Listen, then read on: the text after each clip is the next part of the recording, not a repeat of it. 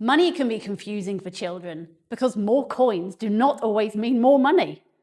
I'm Marie from This Child Can, and I'm going to show you how to help children find coin combinations clearly.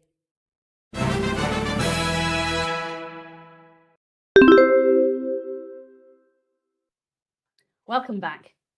What makes money tricky? Children are well used to counting objects. 1 block, 2 blocks, 3 blocks. But with objects like blocks, the more you have, the higher the value. But coins are different. You can have one single coin that has a much higher worth than several coins of a lower value. For example, here we have 5 1p coins, and over here we have 1 10p coin. Which is worth more? The key question we have to ask is, what is the value of each coin, not how many coins are there? And in these two sets, we know that 1 10p coin is worth more than 5 1p coins because 1 10p coin is worth 10p and 5 1p coins are only worth 5p. A common money question that children are often asked is, how can we make this amount using coins? Now, in real life, we often pay more than we need to and we receive change. But in this lesson, we're just focusing on making those totals exactly. And a very simple strategy to use is this one. You choose the biggest coin that does not go over your target amount. Then you ask how much is left still to make. And finally, you repeat this with the amount that's left until you have made your total. So let's try this using 18p. The biggest useful coin we have that doesn't go over 18p is 10p.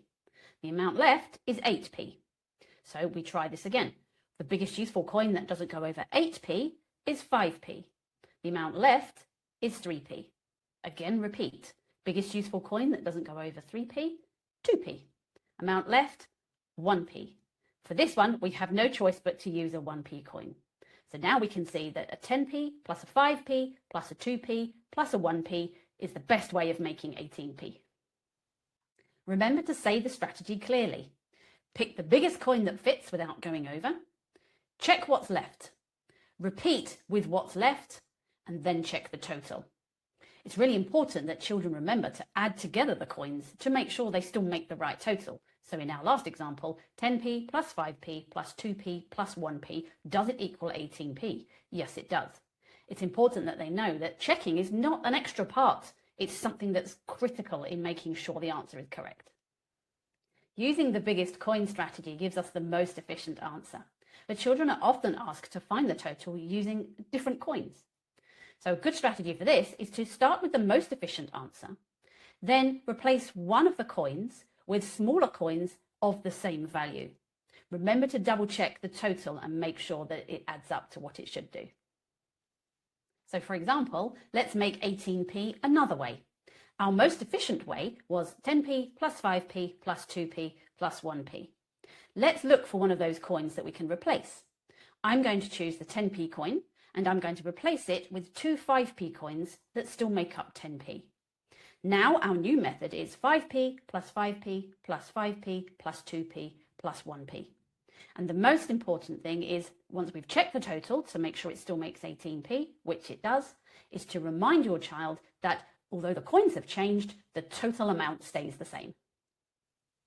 So what we've learnt is that the coins can change, but the total remains the same. Therefore, there can be more than one correct way to make a total, but we don't usually ask children to make all possible combinations in one go. So here we have a typical money word problem. Sam has these coins, 1 10p coin, 1 5p coin, 2 2p coins, and 3 1p coins. Sam wants to buy a toy that costs 14p. Can Sam pay exactly 14p? If yes, which coins could he use? Now this is trickier for children because instead of being told an amount and being asked to make that amount with coins, they have to decide for themselves which coins to use. So combinations that work for this question are 10p and 2p and 2p, or 10p and 2p and 1p and 1p. Both of those will make 14p. So then it's important to ask your child, why won't 10p and 5p work? Are there any other combinations? Can they find another way? Okay, here are some ways to help children understand without telling them the answer. Let's start with, which coin could we start with? Why do you think this coin is a good choice? Does it go over the total? How much is left? What coin could we try next? If your child needs some extra support, use real-life coins always. Keep the target amount small, definitely less than 20p, and limit the coins available, at least at first. The best way to practice money is to do it in real life. Go shopping, count pocket money. That way children can then give some kind of meaning to their learning. And now to check for understanding, show your child 2 different piles of coins. Ask them, do these make the same amount of money? How do you know? Now, children will traditionally always go for the pile of coins that looks the biggest. But then you need to bring them back to the idea of value. It's all about what is each coin worth, not how many coins are there. And children need repeated practice explaining their thinking and comparing the value of coins. So when it comes to money, the most important message is to remember to look at the value of the coins, not how many coins there are. If you're trying to make an amount, start by choosing the biggest possible coin that doesn't go over your total. Then you need to identify what's left. Then repeat this process until you have made your total. And finally, double check the total to make sure it's right. Then you can practice swapping coins in and out to find these totals in different ways.